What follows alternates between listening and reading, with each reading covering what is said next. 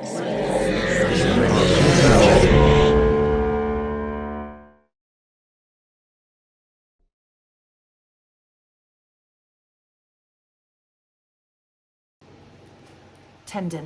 The cinematography in this was great, and I really liked the storyline. I thought that it was suspenseful, it was intriguing, and it kept your attention for it. Music addition was really, really great, and I thought that the actors did a really good job. I liked this a lot. Nice one. Very, very good work. Well put together. Tendon. There's a lot to love about this piece. The way it utilizes substance abuse into its narrative and into the sci-fi elements, I thought was really clever. And how it uses the narrative structure of an unreliable narrator that we're really not sure if we can trust him right up until the end, I would say. It has a distinct conspiratorial touch to it, like Invasion of the Body Snatchers, and stays with you really long after when you think about again these ideas of trust and trusting those you love and the things that make you distrust them, but the truths that can still be hidden behind it all. So it racks your brain in the best of ways. Really well done.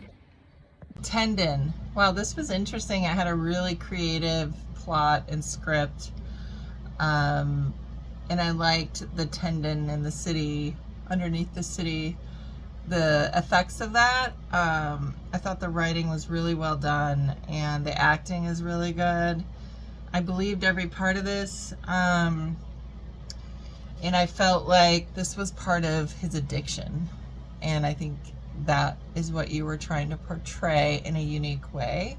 Maybe what this person is feeling and their desperation and how it sort of manifests out and projects itself out. That's how I felt. But I know there could be many interpretations of this. I just feel like it was interesting. Even though you're going to hurt people, you're still going to go and feed on the thing that is drawing you to it and you're addicted to some extent. That's how it feels. Even though you see people dying, it's like uncontrollable. So really well done and thought out and creative way to express this message. And I hope it gets out there and does really well for you guys. This film, Tendon, was really well shot. The shots look really cool, and the lighting they used in combination with the sound made it very cinematic. I loved the apocalypse trope and how he's trying to kind of save everyone, and particularly his sister from drinking this poison water supply of the whole city. I think the stakes were really high, which made it really fun to watch because it's hard to tell whether or not he's telling the truth or not, but I think that's up to the audience, which makes it really fun. I think the ending leaving off at a cliffhanger was really smart, and I think this would be kind of a cool pilot to a series. And overall, I think the quality of both the shooting and the story concept was really entertaining. This is a story of addiction. This is a story of conspiracy theories, paranoia, these different elements. You see that there is a knock on the door, it's late at night, and a couple is being disturbed. But it's from someone that they know, and someone that I guess has had some challenging issues in the past. We can tell that there is this sense of tension, a barrier between the two people who have a sense of knowing each other. These people aren't strangers. And we have what we eventually find out throughout the conversation is we have an addict who has come to warn them for just the matter of sense of safety. Do not drink the water. The water is poisoned.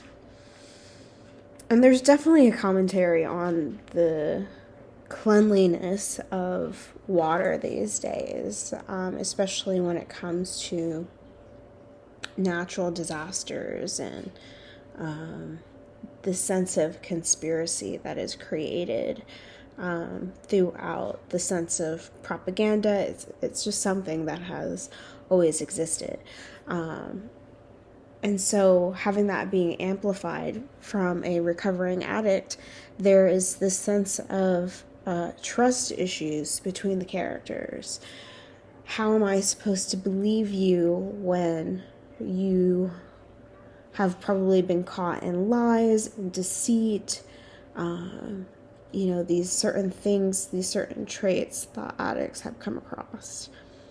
And he's willing to bet his token on it, his sober token, that I'm not fooling you, I'm just here to protect you, this sense of love.